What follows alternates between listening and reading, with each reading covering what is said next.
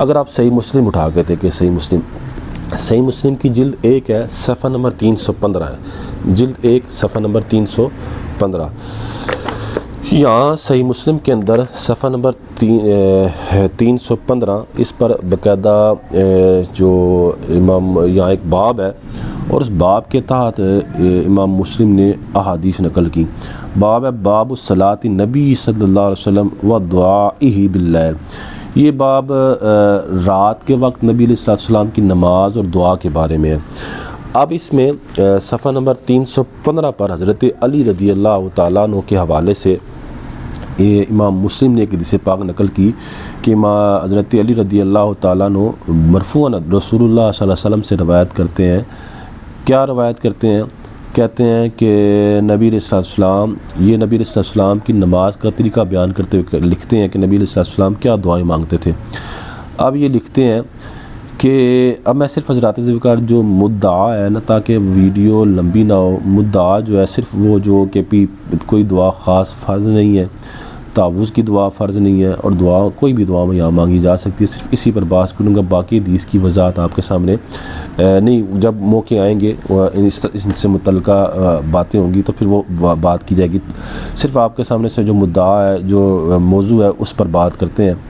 اب حضرت علی رضی اللہ تعالیٰ عنہ فرماتے ہیں کہ رسول اللہ صلی اللہ علیہ وسلم انہ کان اذا قام الی الصلاۃ، کہ نبی علیہ السلام جب نماز میں کھڑے ہوتے تو فرماتے وجہت وجہی للذی فطر السماوات والارض حنیفا وما انا من المشرکین ان صلاتی ونسکی ومحیای ومماتی للہ رب العالمین لا شریک لہ وبذالک وانا من المسلمین اللہم انت الملک لا الہ الا انت ربی وانا عبدک ظلمت نفسی واعترفت بذنبی فاغفر لی ذنوبی جميعا انہ لا یغفر الذنوب الا انت واہدنی لأحسن لا یہدی لأحسنها الا انت واصرف عنی سیئہا لا یصرف عنی سیئہا الا انت لبیک وسعدیک والخیر کلہ فی یدیک والشر لیس الیک بک والیک تبارکت وتعالیت استغفرک واتوب الیک۔ یہ نبی علیہ السلام کھڑے ہونے کے بعد یہاں تک دعا مانگتے۔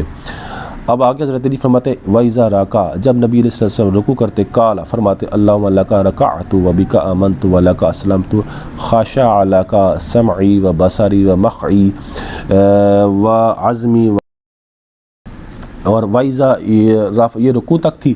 وَإِذَا رَفَعَ، اور جب نبی علیہ السلام رکوع سے کھڑے ہوتے تو فرماتے قال اللہم ربنا لک الحمد ملء السماوات وملء الارض وملء ما بینہما وملء ما شئت من شیء بعد۔ وَإِذَا سجدہ، یہ آپ جب رکوع سے کھڑے ہو کے یہاں تک وَإِذَا سجدہ، اور جب نبی علیہ السلام سجدہ کرتے قال اللہم لک سجدت وبک آمنت ولک اسلمت وسجد وجہی للذی خلقہ وصورہ وشق سمعہ وبصرہ تبارک اللہ احسن الخالقین۔ یہ آپ کیا کرتے؟ سجدے میں دعا کرتے۔ ثم یکون من آخر ما یقول بین التشہد والتسلیم۔ اب آپ نبی علیہ السلام جو تشہد اور تسلیم کے درمیان، یعنی سلام اور تشہد کے درمیان جو آخر میں نبی علیہ السلام دعا مانگتے وہ کیا تھی؟ اللہم اغفر لی ما قدمت وما اخرت وما اسررت وما اعلنت وما اسرفت وما انت عالم بی منی انت المقدم وانت المؤخر لا الہ الا انت۔ یہ نبی علیہ السلام دعا مانگتے ہیں۔ حضرات اس سے بھی پتہ چلا یہ تشہد اور سلام کے درمیان نبی علیہ السلام یہ دعا مانگتے ہیں۔ حضرات اس سے یہ پتہ چلا کہ حضرت علی رضی اللہ تعالیٰ عنہ نبی علیہ السلام کی جو دعائیں ہیں کہ آپ کھڑے ہونے کے بعد کون سی دعا مانگتے، رکوع میں کون سی دعا مانگتے، رکوع کے بعد کھڑے ہوتے تو کیا دعا مانگتے، اور سجدے میں کیا دعا مانگتے، اور پھر آپ نے بتایا کہ بھی آخری تشہد میں نبی علیہ السلام یہ دعا مانگتے۔ حضرات اس سے یہ پتہ چلا، اس مسلم شریف کی حدیث پاک حضرت علی رضی اللہ تعالیٰ عنہ کے بیان سے میں یہ پتہ چلا کہ پہلے تشہد میں کوئی دعا نہیں ہے۔ اگر پہلے تشہد میں دعا ہوتی حضرت علی وہ بھی بیان کرتے۔ دوسری ذات یہ پتہ چلا کہ تشہد جو دعا ہے اس کا تعلق آخری تشہد کے ساتھ ہے، جیسے کہ یہاں حضرت علی نے فرمایا کہ نبی علیہ السلام سلام اور تشہد کے درمیان میں یہ دعا مانگتے۔ حضرات ذکر سے یہ بھی پتہ چلا کہ تعوذ کی دعا فرض نہیں ہے، اور اس سے ذکر یہ بھی پتہ چلا کہ کوئی خاص دعا بھی فرض نہیں ہے، جو چاہے آپ یہاں دعا مانگ سکتے ہیں۔